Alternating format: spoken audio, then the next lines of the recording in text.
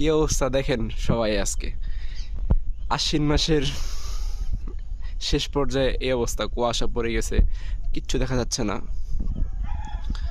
আজ হচ্ছে অক্টোবরের 2 তারিখ। এখনই কি কুয়াশা পড়ে গেছে, একটা ঠান্ডা ঠান্ডা আবহাওয়া কাজ করতেছে, বাতাস প্রচুর পরিমাণে।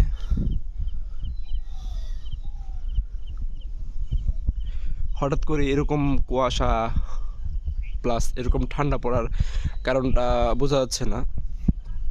জানি না আবহাওয়া কি অবস্থা হয়ে গেছে, মানে কোনো দিকেই কোনো কিছু দেখা যাচ্ছে না, কোনো কিছুই দেখা যাচ্ছে না। এই যে একেবারে খোলা হয়ে গেছে। ছাদের পশ্চিম পাশটা তো একই অবস্থা, কুয়াশার পরিমাণটা এদিকে অনেক বেশি।